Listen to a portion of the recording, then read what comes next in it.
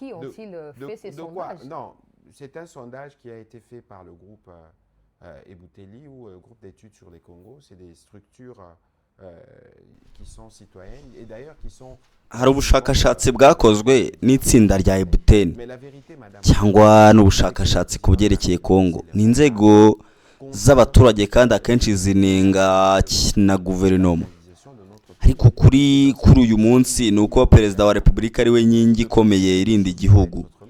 Muri ibi bihe ntibishoboka gutekereza ko ibintu byakomeza uku, l'intégrité territoriale est kuko ibintu bya mbere ni ubumwe busugire bw'igihugu. votre oreille est malade, vous ne pouvez Ni nk'umubiri w'umuntu, iyo hari igice cy'umubiri kirwaye, urugero nk'ugutwi, umubiri wose ugira ikibazo.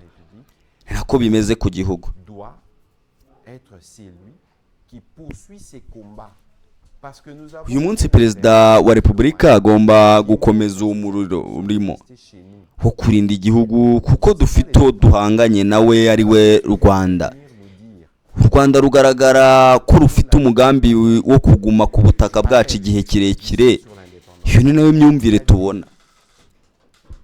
Ese niki mushaka ko tubwira? Chef de l'État et garant de la nation.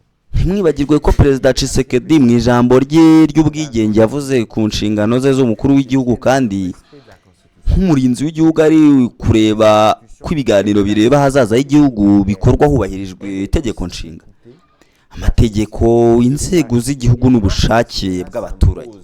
Des recherchiers Yavuze kandi ku nshingano ze ko ari kumva ibitekerezo by'abantu, kugarura ituze no gusobanura ibibazo Il y aura dialogue. no gushaka abanyekongo bahurira ku bwumvikane bw'igihugu. Ces gens des Cinco, ils ont déclaré que ils sont Ariko prêts à madame, dialoguer à n'importe quel moment. tugomba gutandukanya impande za politike n'ibyemezo bya leta. Le président Tshisekedi renonce publiquement au projet du changement de la Ntidukwiye gukora imigambi ku itegeko nshinga, entre kuko ubwaryo rishyiraho uburyo bwo kurihindura. Ingingo ya 5 ivuga ku gutora kwa rubanda referandumu. sur la Constitution Irahari kuva kera. elle-même. Nk'uko dufite itegeko rigenga amatora, ni nako tugomba kugira itegeko rigenga amatora ya referandumu. Kandi referandumu ntireba gusa itegeko nshinga. Autant on dispose Nk'igihugu dufite uburenganzira bwo kubaza abaturage ku bibazo runaka igihe une loi, pardon, sur les bikenewe, parce que la loi. abaturage bagatora yego cyangwa oya. N'oubliez pas non plus, madame, que les référendums Niyo mpamvu tutagomba gushaka ibibazo aho sur la bitari. Constitution.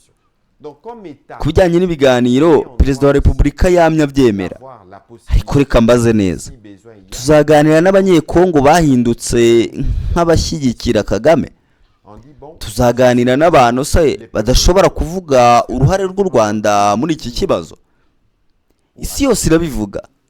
Abanyamerika, Abafaransa n'abandi benshi baravuga des pouces ku ruhare rw'u Rwanda, ici, ariko hari n'abanyekongo bamwe batabivugaho, ahubwo bakaza bashaka ibiganiro. faut soutenir.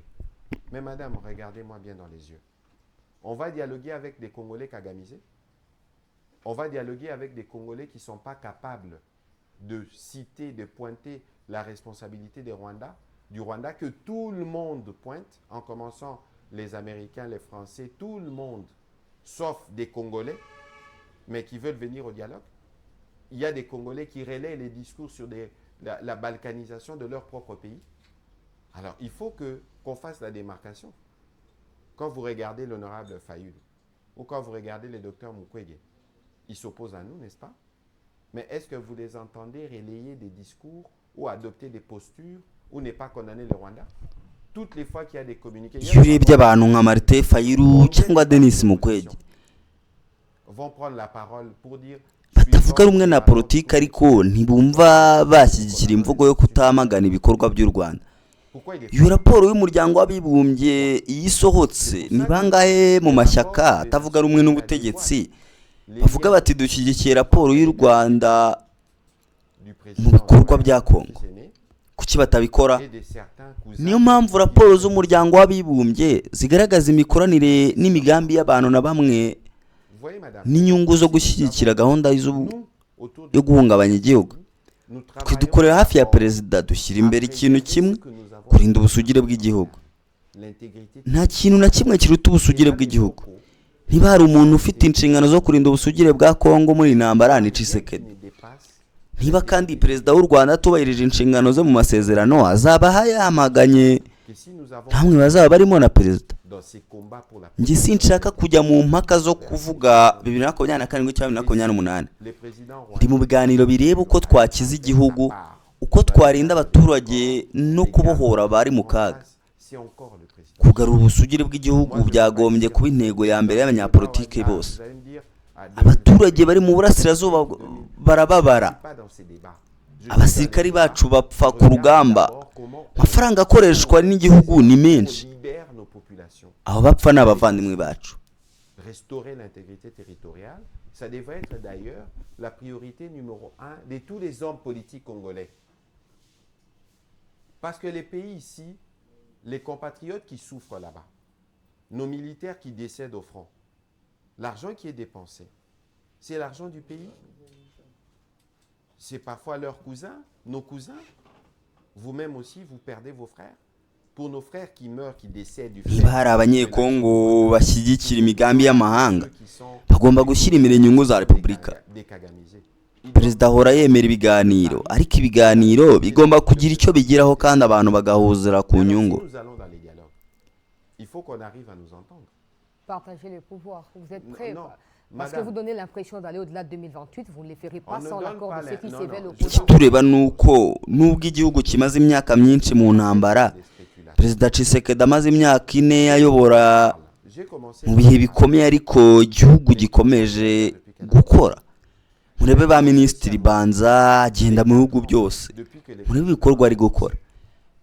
kuva kuri 30 Kamena kuva muri gare centrale kugera ku kibuga cy'indege, abantu babonye impinduka.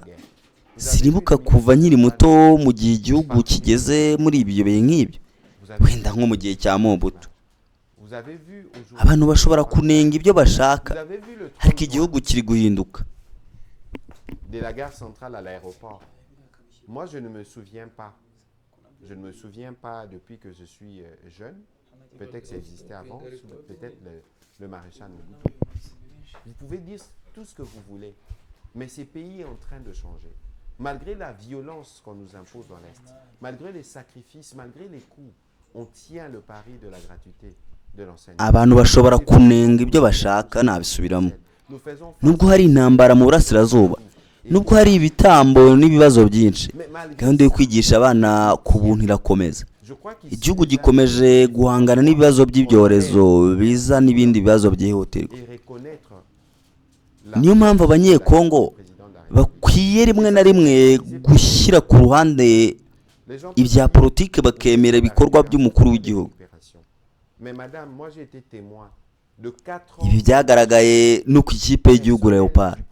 ntabwo abantu bakwiye gushaka kwiyitirira intsinzi y'ikipe y'igihugu. njye nabaye umuhamya w'imyaka 4 n'umurava wa perezida n'abo bakorana kugira ngo ikipe y'igihugu ibe ishusho y'abanyekongo. nubwo twasezerewe n'Ubwongereza, twakoze amateka. twageze ku ntsinzi nyuma yo gutsindwa n'amakipe akomeye Senegal, Cameroon, Nigeria na Jamaica. twagaragaje imbaraga, kwihangana no kudacika intege. nubwo ari amahirwe gusa, ni umusaruro w'umurimo, ni uwo mwuka w'intare nka perezida Tshisekedi. uyu munsi nubwo perezida w'u Rwanda akomeje ibikorwa byo kohereza ingabo muri Kongo, yamaze gutsindwa ku rugamba rw'imyumvire, kandi tuzakomeza uwo murongo. Même si le président rwandais persiste dans les mal en gardant ses militaires dans nos territoires, mais il a déjà perdu sur le front du narratif. Et davantage, nous allons continuer.